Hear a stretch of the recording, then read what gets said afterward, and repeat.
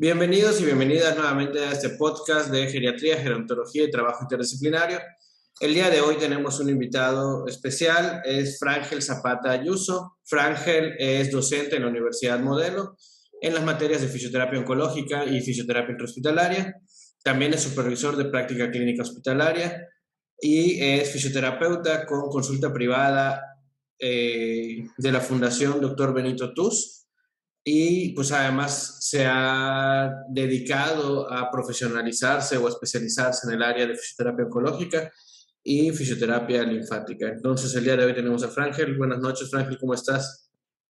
Hola Humberto, muy bien. Un poquito de frío, pero está rica tener una conversación con este frío. Ya ves que ando con mi hoodie y todo, pero con todas las ganas. Muchas gracias por la invitación. ¿Y tú Está cómo bien. estás? Bien, bien, yo aquí estoy con el aire acondicionado prendido, pero eso ya son gustos.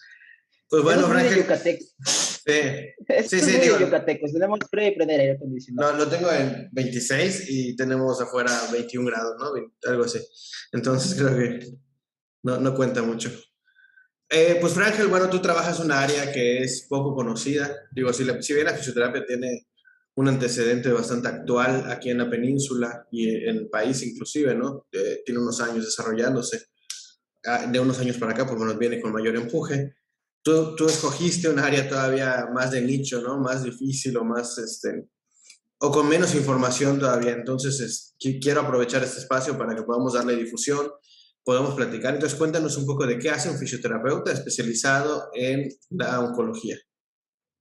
Bueno, primero que nada, más que yo escoger, yo creo que no, porque no había tenido tanto contacto en el área oncológica hasta que, bueno, recibí la invitación de tu parte por llevar esa materia. Lo poco que había tenido del área oncológica era durante mi servicio social. Y pues cuando me comprometí a dar esa materia, cuando me invitaste a formar parte del equipo de docentes, pues dije, vaya, oye, eso está interesante, está padrísimo. Y pues bueno, tú viste que mi desarrollo desde el 2018 para acá, que me empecé a mover, a tomar cursos, a buscar a los mejores ponentes, que incluso se han convertido incluso en amigos, ¿no? Entonces, en esa parte, pues, el área oncológica, ¿qué trabaja la fisioterapia o en qué se enfoca la fisioterapia en el área oncológica? Bueno, si vamos a hablar de un poquito de qué es mantener la funcionalidad y preservar la autonomía e independencia del paciente debido a los efectos secundarios propios de la enfermedad per se, o sea, del cáncer, ¿ok? Y de los propios tratamientos.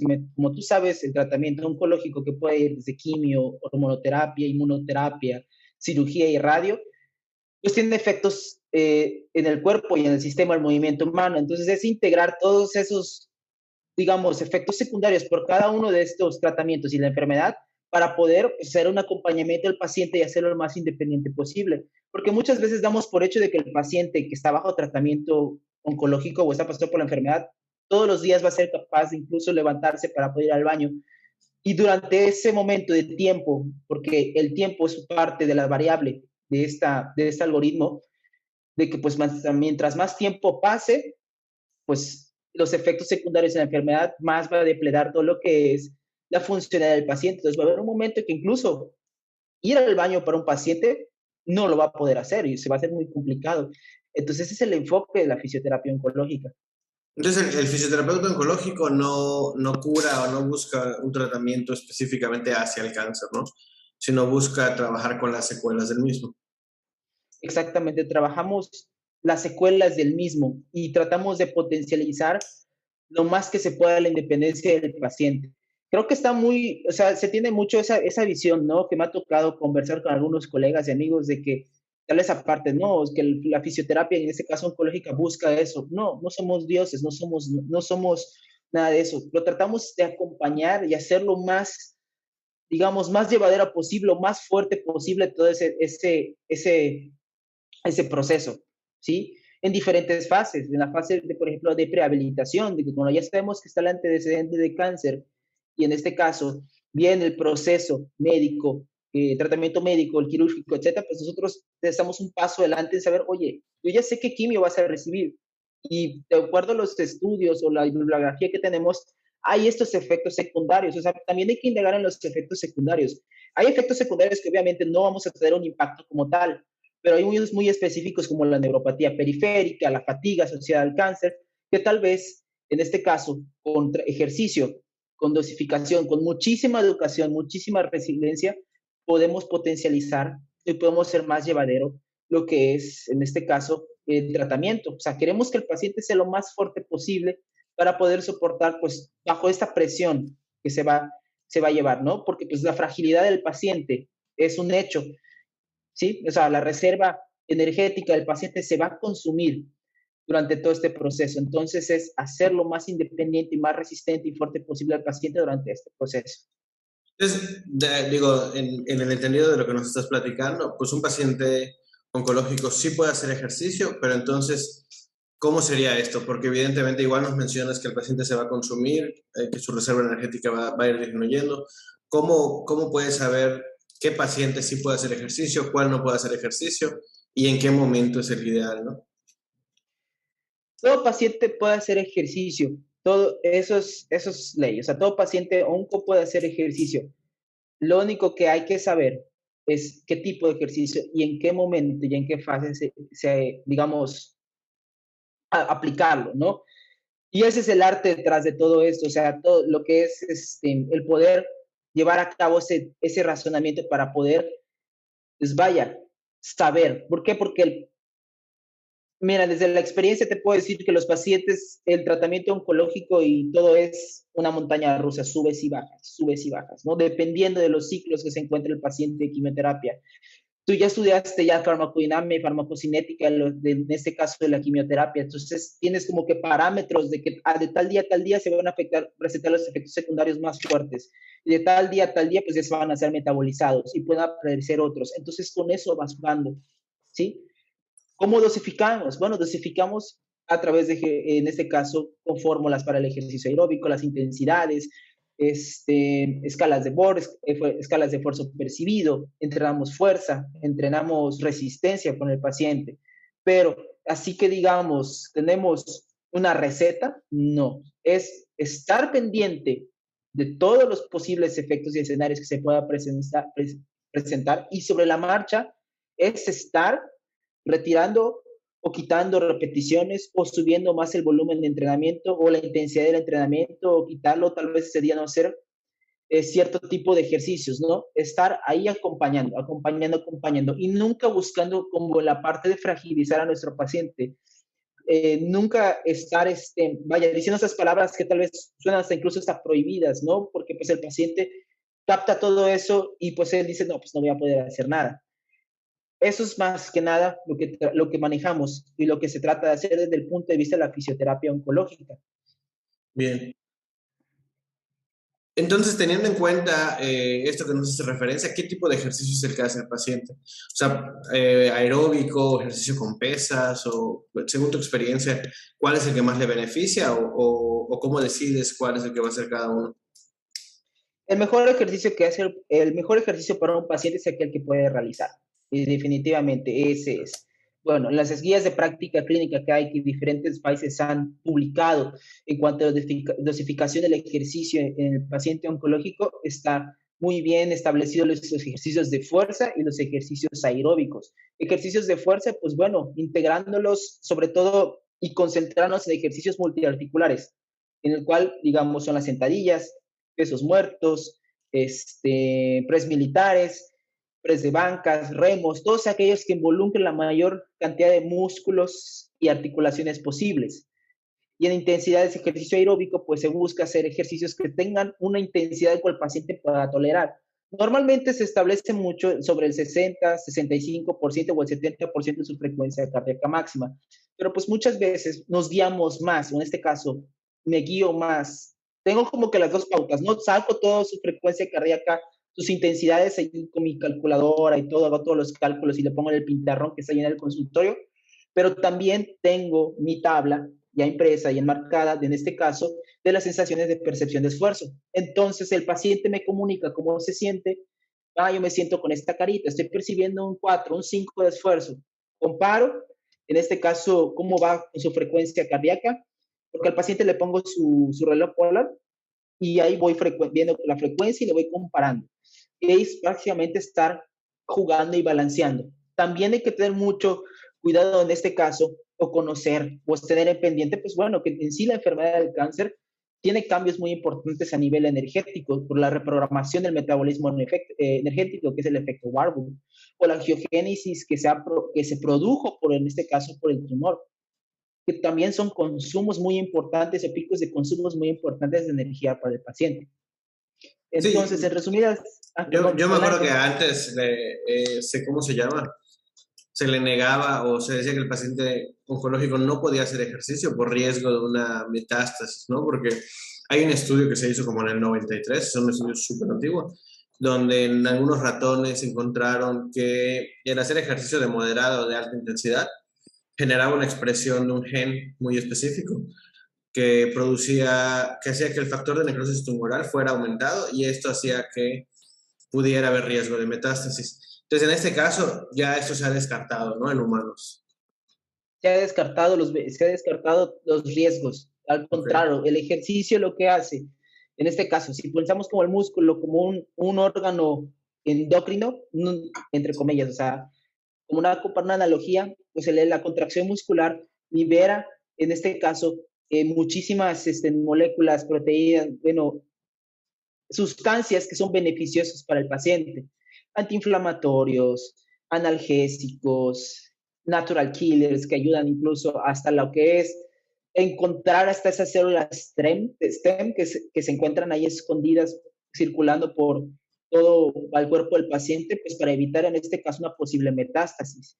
Bueno, si hablamos de fisiología del ejercicio y cáncer, tendríamos para hablar días, días y días y Claro. días en esto. Pero en pocas palabras, el hacer ejercicio es seguro, como te había comentado antes, siempre bajo los estándares. En este caso, tú conociendo los efectos secundarios en el sistema del movimiento humano, tanto de los fármacos, del tratamiento, como del propio cáncer, en, con la presentación incluso clínica del cáncer que tuvo el paciente, con el contexto que vive el paciente, porque eso es muy importante, el contexto importantísimo. Y ahí estar haciendo balances, balances, balances, pero nunca, nunca, nunca educando o comunicando una posible fragilidad hacia el paciente. Sí, sí, esa parte, digo, hay una pregunta que te quiero hacer, pero esa parte del contexto me parece que hay que recalcarla mucho. Y viene de una historia clínica adecuada para empezar, porque digo, hay muchísimos factores, pero uno de ellos va a ser la parte económica. Si el paciente no puede tener una nutrición adecuada con el consumo de proteína adecuado, que bueno, eso lo va a marcar un nutriólogo, sin el consumo de todos los nutrientes que debe de ser, pues evidentemente el ejercicio pudiera volverse hasta un poco en contra de, ¿no? Nos pasa mucho en el caso del adulto mayor. Si no tiene el requerimiento adecuado a nivel proteico, pues bueno, el ejercicio va a hacer que la masa muscular pueda seguir disminuyendo. Entonces, supongo que en el paciente oncológico que mencionas que tiene este aumento en su gasto calórico ocasionado por todo el proceso oncológico, pues pasa igual, ¿no? Se vuelve un factor sumamente importante. Sí, en parte del contexto es sumamente importante eso, la nutrición, el estado emocional. Fíjate que hace poquito la cumbre ¿cómo se llama? De fisioterapia en salud mental, hablaron sobre esto y hablaban de la parte biopsicosocial. B, bio, psico, S, social. Pero hubo una ponencia muy padre que agregó bio, psico, o sea, biológico, P, psico, S, social y S de espiritual también, en esta parte, que se me hizo muy interesante en eso. Entonces también entra en englobar lo más que se pueda el contexto del paciente. Y retomando la parte de nutrición, sí es sumamente importante la parte, vaya, ¿cómo se llama? Pues de la alimentación para el paciente. Obviamente hay pacientes de que no pueden acceder a todos los servicios, digamos, de fisioterapia, de nutrición durante este proceso, incluso con la parte del seguro social o la parte de la salud pública.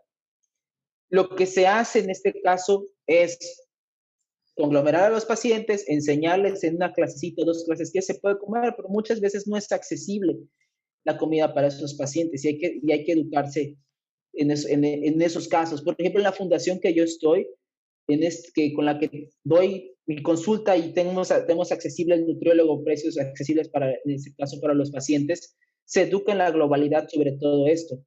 Y tratamos de como democratizar o organizar, en este caso, la mayor cantidad de servicios de salud al alcance pues, de todos los pacientes. Y es algo sumamente importante, y no solo, también no solo la parte de nutrición, también la parte psicológica. Yo trabajo en conjunto con un tanatólogo que la verdad ha sido un apoyo muy, muy importante, sobre todo cuando hay diagnósticos donde pues la muerte ya es inminente. Y ya incluso yo decido en ese punto, ¿sabes?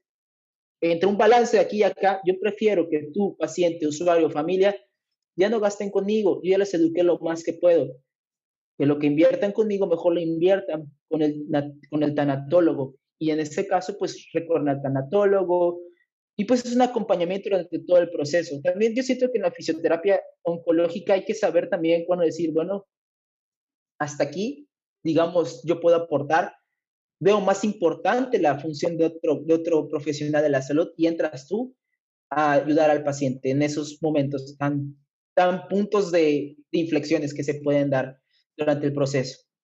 Sí, claro, es lo mismo de lo que mencionamos de este abordaje biopsicosocial, o sea, el poder saber en qué momento cada cosa, ¿no? Digo, lo ideal sería un acompañamiento continuo de principio a fin en todos los aspectos, pero como dices tú, eso es algo utópico, ¿no? O sea, la realidad en México y en muchas partes del mundo es que no se va a poder tener ese acompañamiento y bueno, como tú mencionas, decidir qué es lo más relevante en ese momento, aunque no deberíamos de tener que tomar esa decisión, ¿no? Pero bueno, eso es algo que pasa. Te quería preguntar con respecto al ejercicio, para antes de terminar con este tema del ejercicio. Cuando tú trabajas ejercicio de fuerza, ¿lo dosificas a través de la técnica 1RM o a través de los diferentes algoritmos que hay? ¿O cómo dosificas el ejercicio en el paciente oncológico? Yo lo dosifico a través del 1RM y de los porcentajes de repetición que puede realizar el paciente, y obviamente escogiendo el ejercicio que tenga las características que te había dicho antes, que sean multiarticulares y que agrupen la mayor cantidad de músculos posibles, ya sea en una progresión o en este caso ay, se me olvidó la palabra, ¿cuál es lo opuesto a Como una progresión? regresión. Una regresión, o sea, un ejercicio de regresión, ¿no? Yo dosifico a través fuerza del 1RM, trabajando en este caso, dependiendo de, como te digo, la etapa que se encuentra el paciente, trabajando un 70, un 60% de su RM del paciente. ¿Okay? Ya si hubo un punto de que hubo alta oncológica, ya no hay rastros, en este caso de células cancerígenas, y el paciente quiere continuar con su proceso, en este caso pues ya hacemos mayor cantidad o aumenta el volumen de entrenamiento y la intensidad del entrenamiento, aunque en estos puntos yo normalmente les sugiero a mis pacientes que contacten a un cultor físico. Entonces ya digo, bueno, tú ya quieres pasar al siguiente nivel, ya brincaste la parte del cáncer, ya trabajamos, ya reducimos lo más que se pueda los efectos secundarios que se han presentado y quieres cambiar tu estilo de vida, porque muchos pacientes me han comentado que pues cambia su estilo de vida, vamos con el cultor físico y a lo que sigue. Pero respondiéndote si es en cuanto a base del 1RM. Bien. Creo que eso que mencionas del cultor físico es muy importante, ¿no? Porque es una línea, bueno, yo me lo imagino así, ¿no? Una línea en la cual el fisio agarra al paciente en un punto donde hay una enfermedad latente y el cultor físico lo va a agarrar en el cual está en un punto de aparente salud, ¿no? Pero hay un punto intermedio donde el fisio se lo tiene que entregar al cultor y eso muchas veces no lo podemos encontrar tan fácilmente, ¿no? De hecho, por ejemplo, en España hay un pleito grandísimo entre fisioterapeutas y cultores físicos porque el cultor físico dice que ellos deben de prescribir el ejercicio siempre, incluyendo en presencia de patologías, y el fisioterapeuta dice que no, que solo el fisioterapeuta lo debe de prescribir.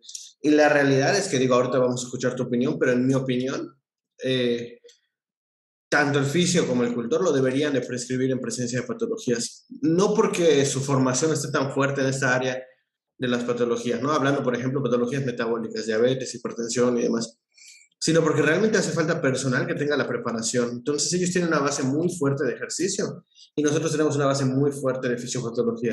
Entonces, si nos capacitamos en común y en este grupo profesional entre fisioterapeuta y cultor físico, podrían perfectamente generar un mayor abordaje hacia estos pacientes. A lo mejor en la parte oncológica entran muchos factores adicionales que hacen que tenga que ser un clínico el que tenga que generar el abordaje, ¿no? Pero en otras patologías como diabetes, hipertensión, o sea, más de tipo metabólico, yo sí compartiría la batuta con el cultor físico. No sé qué piensas tú. Yo completamente compartiría la batuta también con el cultor físico. Este, cuando yo, por te voy a hablar de mi puta experiencia, cuando yo ya sugiero al paciente que vaya con un cultor físico, pues cuando este paciente, cuando el fisioterapeuta en este caso ya cumplió con lo que su trabajo, que es salvaguardar la independencia del paciente, la movilidad y establecer la homeostasia lo más que se pueda del movimiento humano, para que el paciente pueda regresar a sus actividades básicas de la vida diaria o su día a día, pues ya lo mando con el tutor físico en estos puntos. O sea, ¿por qué? Porque yo ya salvaguardé lo que tenía que salvaguardar, ¿ok? Educar en lo que tenía que educar. Y es un paciente, pues bueno, que ya empezó a tener su vida, a regresar a su trabajo, pues es un paciente de que pues quiere vivir su vida normal post cáncer, ¿no? Y uno de esos incluye pues regresar al gimnasio, entrenar, porque quiero cambiar su estilo de vida, pues no lo voy a enterar en mi entorno, en este caso el fisioterapeuta, que aunque sí podría continuar, pero yo creo que en esos puntos el cultor físico es clave. ¿Por qué? Porque también al estar pendiente del paciente en un entorno, digamos, sería ya propio de un gimnasio como tal, pues también influye otras situaciones como la relación social, o sea, el paciente va a estar involucrándose con otras personas, va a estar socializado en el gimnasio, se va a sentir más independiente, o sea, se va a sentir menos frágil. Y hoy eso es punto de inflexión para mí. Es una vez que yo haya cumplido mi labor de salvaguardar la independencia, mantener la homeostasia del sistema de movimiento humano, es punto de partida para decir, te toca al siguiente profesionista y pues continuar con la vida. Sí, definitivamente Ahí creo está, que es importante el aprender a referenciar, ¿no? ¿Cuándo hay que hacerlo? ¿Qué claro. ibas a Ahí, mencionar? bueno, sí, ahí está mencionando, iba a decir, bueno, hay sus casos excepcionales, ¿no? Por ejemplo, pacientes que desarrollan linfedemas postcáncer, entonces son pacientes de que obviamente van a tener una presentación clínica, en este caso como es el linfedema, pues que sí necesitan el acompañamiento del fisioterapeuta onco para poder en este caso estar en vigilancia de todo el proceso, de por ese caso de que este linfedema no sea grave, que este linfedema no se desarrolle más, o sea, digamos, ¿cómo decirlo? No pase a más, o sea, que sea contenido y que no tenga complicaciones para el paciente. Claro, el tema del linfedema es un punto pues muy importante, una característica, ¿no? Que tenemos que cuidar. Sin embargo, digo, quiero terminar de tocar dos o tres características o temas que me quedaron pendientes. Y ahorita vamos a entrar de profundidad con el linfedema, porque es tu otra área que, bueno, coincide muchísimo con el área oncológica de especialización, ¿no? En el caso de, para no salirnos antes de tiempo, en el caso de la neuropatía, mencionabas una neuropatía posterior a la quimio o a la radioterapia, que bueno, yo he notado que es muy comúnmente, inclusive, por ejemplo, en pacientes con leucemia, neuropatías del trigémino, ¿no? Se presentan de manera muy común. ¿Cómo las abordas? ¿Cuáles son los agentes físicos o qué utilizas para poder trabajar con esos pacientes que presentan dolores tan severos? Ok. En cuanto a la neuropatía periférica que se da, en este caso por quimioterapia, inducida a quimioterapia, ¿cómo lo trabajo yo? Mira, agentes físicos, este, como tal, prácticas de guía clínica, donde se utilicen, no, pues como que no hay mucho, ¿no? ¿En cuándo sí puedo utilizar agentes físicos? Cuando, digamos, hay dolores un poquito específicos que pueda decir, bueno, como la técnica o utilizar la liberación de endógenos opioides, ¿no? Que puede dar al paciente y ahí aplico. Pero lo que más resultado tiene en cuanto al manejo de la neuropatía es las técnicas de neurodinamia, ¿ok? La terapia manual utiliza la neurodinamia y también el propio ejercicio, porque necesitamos metabolizar todas aquellas toxinas que se presentan o se desarrollan por la quimioterapia. O sea, la quimioterapia es un medio de tratamiento que no solo ataca células cancerígenas, sino también ataca células sanas. Entonces hay que potencializar ese metabolismo para que esas sean secretadas lo más rápido posible. Hay un signo, el cual que está descrito en las bibliografías, que es el signo de drop foot, o signo del pie caído, que cuando se manifiesta que es este caso el tobillo, tú ves a tu paciente y ves la planta del pie caída, ¿ok? En este caso es casi seguro que el paciente está empezando a desarrollar o está presentando los cuadros clínicos de neuropatías. Hay deformaciones en los arcos del pie también por la propia neuropatía. Entonces, el ejercicio es punto clave, por uno, para metabolizar las toxinas, la neurodinamia, para ayudar, como digamos, como hacer ese reset a nivel, de este caso, del sistema nervioso periférico y sistema nervioso central, y terapia manual, ¿ok? Y pues en caso de los agentes físicos, si hay dolores muy localizados, utilizo lo que es la técnica de endógenos opioides. Bien, entonces un poco de TENS con la liberación de endógenos opioides, en casos específicos, terapia manual y neuropatía. Son como Y tus neurodinamia. abordajes, neurodinamia, perdón, son tus eh, abordajes para la y neuropatía. ejercicio. Y Bueno, el ejercicio. ejercicio es base, ¿no? El ejercicio es, Y sabes lo que también aplicamos en más, todo hoy en día. y también educación del dolor. Educación del dolor. La verdad es que María Villarreal y todo lo que ha aportado y todos sus cursos y los libros de Entendiendo el Dolor también son una herramienta muy valiosa para el momento de educar al paciente sobre el dolor.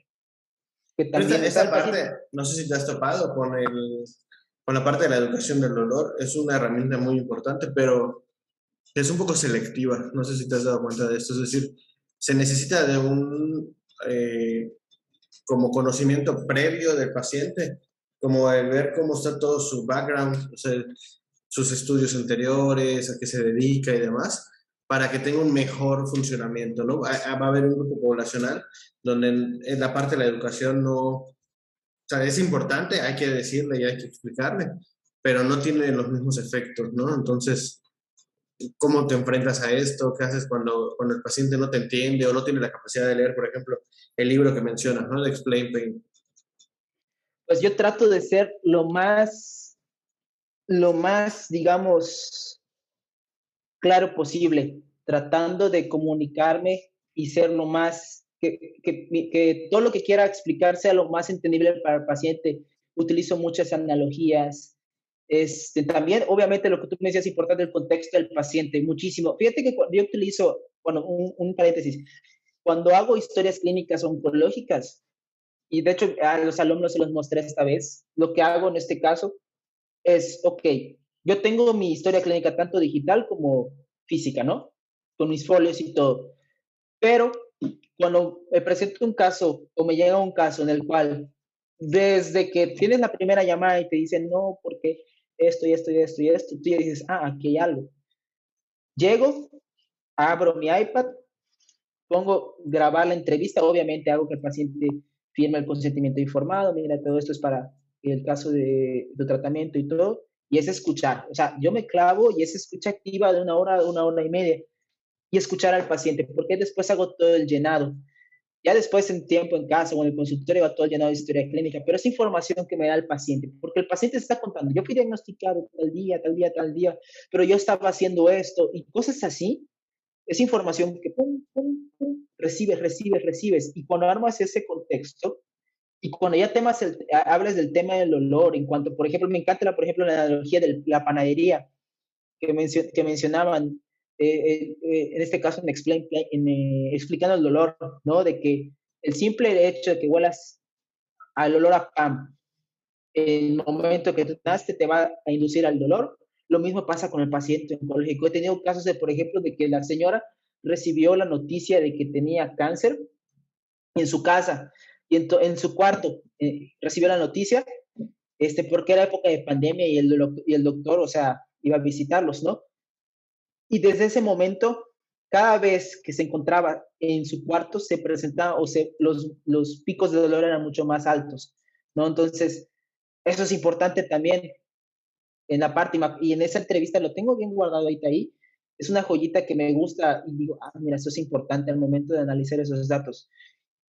Y eso es lo que es como yo manejo, trato de manejar toda esta situación con la escucha activa, recolección de datos. O sea, ese momento es yo y el paciente, o sea, y empezar a armar. Tal vez por eso me gusta mucho el área onco, fíjate, porque me gusta mucho armar esos bloquecitos, ese contexto, o sea, agarrar esos píxeles de esa gran fotografía para poder ayudar al paciente lo más que se pueda. Claro, sí, yo platicaba con los alumnos la semana pasada. Les decía específicamente eso, ¿no? desde que llega el paciente, o sea, desde que te habla para pedir la cita o en el momento en el que entra a tu consultorio, estás absorbiendo información de él, ¿no? Cómo viene, cómo está. Muchas veces, inclusive son prejuicios que estamos teniendo. Eso es una realidad que tienes que ir rompiendo con la historia clínica, ¿no? Entonces vas armando una historia más real conforme a lo que te está diciendo el paciente. ¿Por qué? Porque a veces viene el paciente y dice, ah, está cogiendo de su pierna izquierda, a lo mejor la pierna, no sé qué, y te empiezas a pensar en diferentes cosas. Y cuando te das cuenta, realmente no era la pierna, sino era, no sé, la espalda. Y entonces, bueno, dices, ah, sí. Entonces, no, yo estaba prejuzgando y en realidad iba para otro lado. Por eso es muy importante como tratar de ver todos estos detalles y al final, como mencionas, armar Incluso un escenario el- real, ¿no? y el lenguaje no verbal también es importantísimo. El lenguaje y no verbal es también importantísimo. Los pacientes, por ejemplo, que llegan a tu consulta y están brazos cruzados.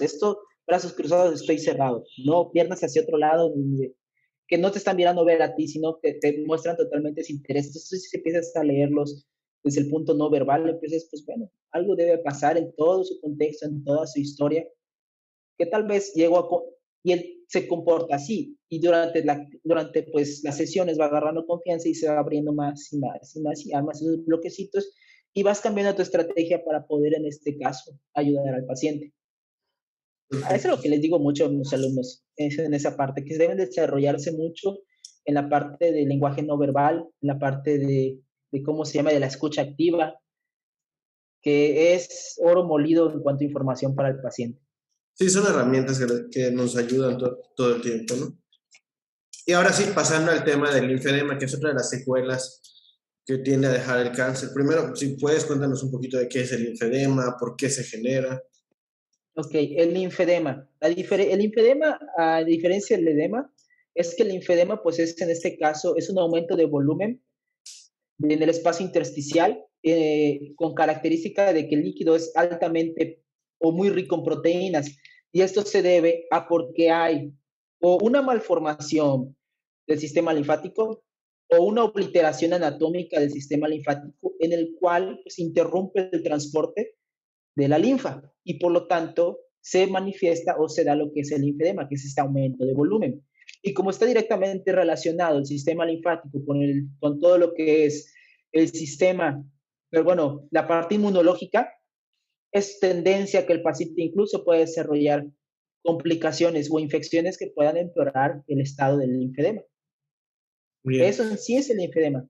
Y mencionabas que el paciente con linfedema puede hacer ejercicio. Te pregunto esto, digo, yo en lo personal, pues sí sé evidentemente el contexto, ¿no? En el cual lo mencionas, pero hasta hace unos años, el paciente post cáncer de mama y demás, le decían que no cargara algo pesado, que no, casi que no usara ese brazo o ese miembro, porque le iba a generar un linfedema. Entonces, ¿cómo va evolucionando esta tendencia y cómo llegamos al punto en el cual que tú nos mencionas que puede hacer ejercicio el paciente? Ok, pues obviamente, primero que nada, consultar a todas las bibliografías, prácticas clínicas que se tiene sobre la seguridad que hay entre el ejercicio y el linfedema. Punto número dos, si nos vamos desde el punto más básico, central, todo ejercicio que hacemos, aunque no tengamos linfedema, se considera miolinfokinético. ¿Por qué? Por el simple hecho de estar haciendo contracciones musculares está ayudando a que se abran las zonas de fusión de los capilares linfáticos, entre la materia extracelular, el líquido extracelular, entra al vaso linfático, se convierte en linfa, bueno, no se convierte, o sea, una vez que entra el sistema linfático, ya le denomina linfa, y pues bueno, va el retorno, ¿no? Porque pues en el sistema, en la recolección de lo que es la materia extracelular, un 90% que lo recoge o lo absorbe lo que es la parte vascular, que son en este caso materia extracelular de muy baja densidad, y la otra 10% que son ya moléculas o proteínas o residuos de mayor densidad, pues lo recoge el sistema linfático. Aquí viene ahora el ejercicio. Bueno, ya poniéndonos en eso, desde el hecho de hacer ejercicio, aunque no tengamos linfedema, pues ya se considera miolinfokinético y es parte de lo que es para mantener este balance, la homeostasis del sistema del movimiento humano. Te lo ejemplifico con otra cosa. Se da muchísimo en los pacientes hospitalizados y que tienen un largo tiempo hospitalizados vemos que se dematizan los pies, vemos que se dematizan las pantorrillas y las piernas, ¿no? Pues es porque no hay movimiento, no hay contracción muscular que pueda mover eso. Ahora, en esto, ¿qué tan importante es? Pues es importante porque, ¿qué sucede? Al haber este aumento de volumen, que en este caso lo que es la apta y la preferred practice describe de que el hecho de que hay un aumento de volumen, de pesadez en un miembro, ya sea pélvico o en este caso, o de la cintura escapular, pues bueno, va a tener cambios muy importantes en lo que es la funcionalidad del paciente. O sea, el paciente, al tener ese aumento de volumen, de pesadez, pues atrofia, o se atrofia el miembro y lo deja de usar. ¿Vale? Entonces, ¿qué tenemos que hacer? Como nos hacemos una rehabilitación normal nosotros, volver, activar, educar y entrenar esa parte que dejó de moverse. Sin embargo, lo que es el factor o la variable de la hinchazón y el aumento de volumen es lo que se tiene que trabajar en conjunto. Y en este caso, lo que viene o lo que se ha demostrado que tiene muchísima, muchísima validez y que tiene que ser un sí o sí es el vendaje compresivo multicapa, ¿ok? Junto con el ejercicio. ¿Por qué? para, para, para poder absorber linfa, materia extracelular, tenemos que hacer ejercicio porque las fibras de anclaje en las zonas de oclusión, al hacer la contracción muscular, permite que entre y este sea absorbido. ¿Ok?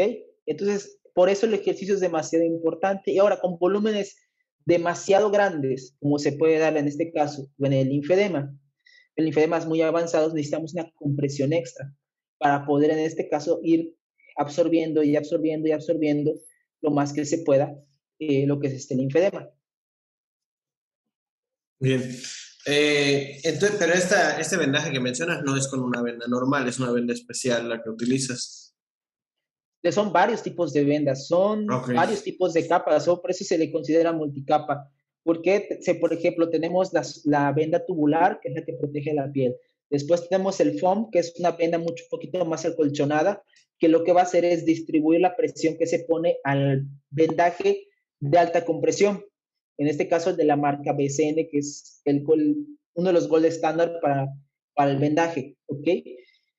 Ahora, ahí ya tenemos una, dos, tres capas y pon tú la capa o el vendaje de dedos, tanto el miembro superior o inferior. Vamos a hablar de 4 capas.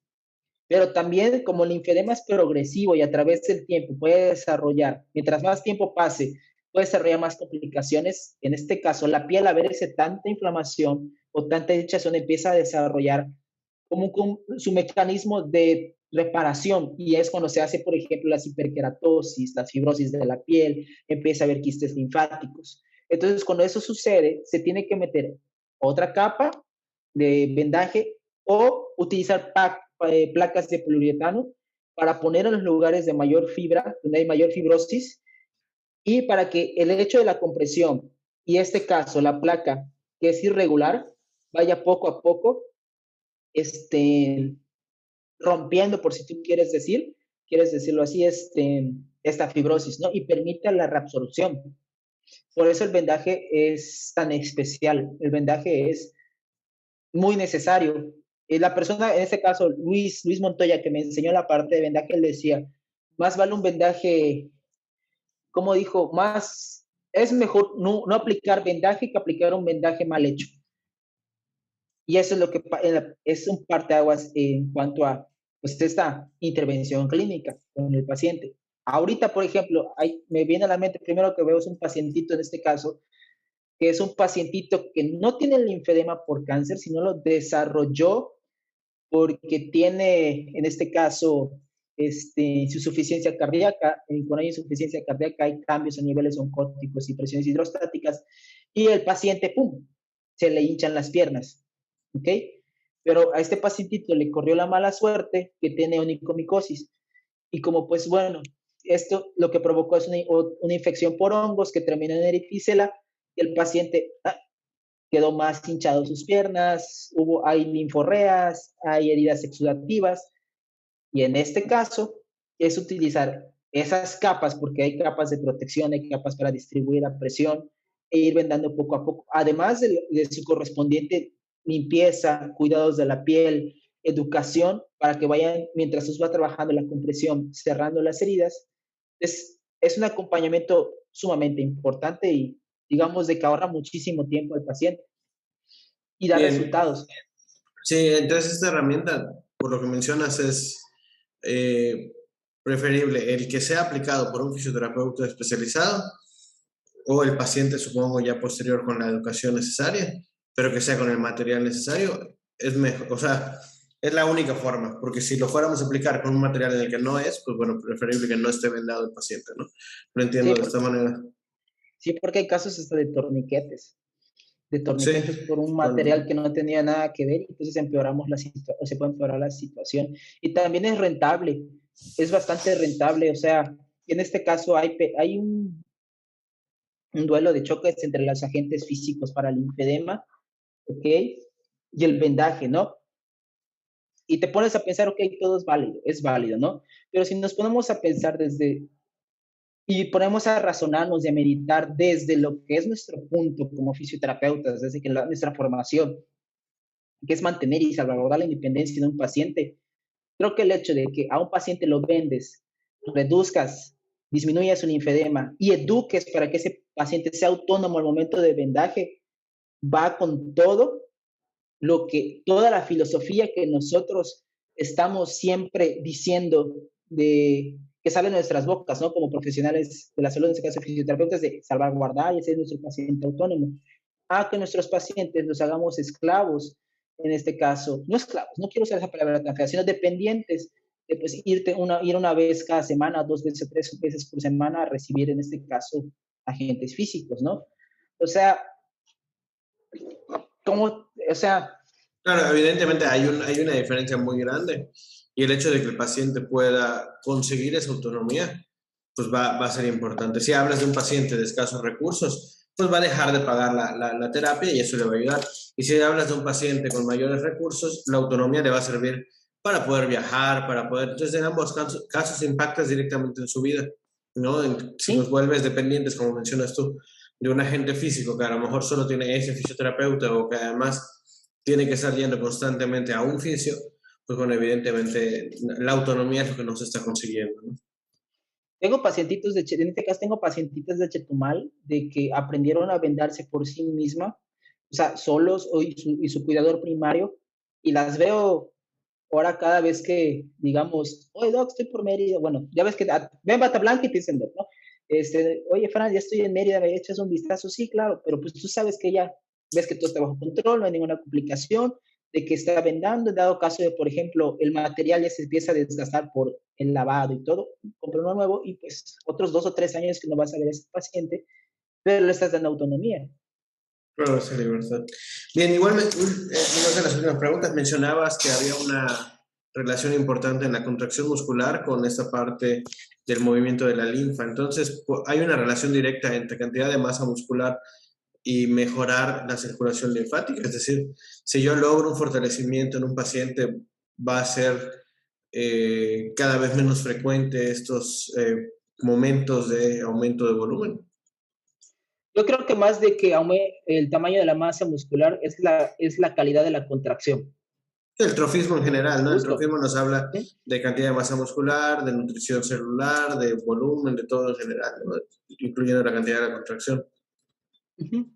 Bien. Sí, sí hay algo importante, pero obviamente la masa muscular es importante porque también el hecho de tener, digamos, mayor cantidad de masa muscular disminuye los factores de riesgo de otras comorbilidades o enfermedades cardíacas, ¿no? Al entrenar fuerza, bueno, también influye en lo que es el sistema linfático, pero también hemos visto que una contracción muscular de buena calidad aporta igual que, digamos, un paciente que se encuentre pues con un trofismo bien, bueno.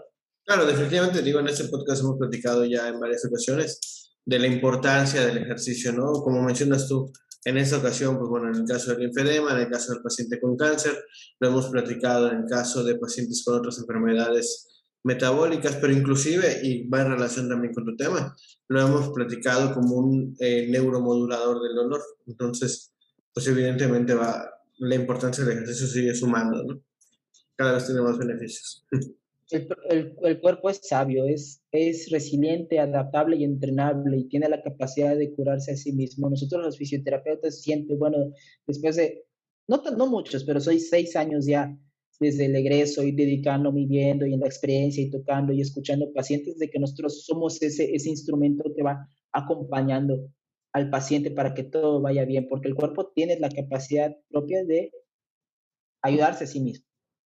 Sí, así es, definitivamente es una de sus características más importantes, ¿no? Pues bueno, Frangel, muchísimas gracias por tu tiempo. Nos dejas información muy valiosa y pues bueno, te agradezco nuevamente por esta plática que tuvimos. No, un placer, me da mucho gusto que estés aportando y ayudándonos también a la difusión de eso, de la fisioterapia oncológica y linfática. Ya habrá noticias en unos días, unas semanas sobre la divulgación de la fisioterapia oncológica en la península, por mi parte, que es un proyecto que estoy llevando de la mano con la fundación que estoy trabajando. Y pues ahí vamos por la divulgación del área de fisioterapia oncológica y linfática y hacerlo lo más accesible a todos los pacientes que requieran de esta atención tan especial. Bien, me da mucho gusto. La verdad es que creo que hace falta primero la divulgación, luego el seguir generando profesionales, porque bueno, si bien tú eres un profesional que se ha dedicado y se ha enfocado mucho a esta área, creo que necesitamos que haya muchos más como tú, ¿no? Para que podamos dar el abordaje a todas las personas que tienen un proceso oncológico o que tuvieron un proceso oncológico y tienen secuelas hoy en día. Y mientras más seamos, mucho mejor, mucho mejor, mucho mejor. Yo no competimos con nadie, al contrario, yo quiero que a todos les vaya bien y sobre todo a las personas que pasan por esto. Perfecto. Muchísimas gracias, Ángel. Bonita noche. Que estés bien, Humberto. Hasta luego.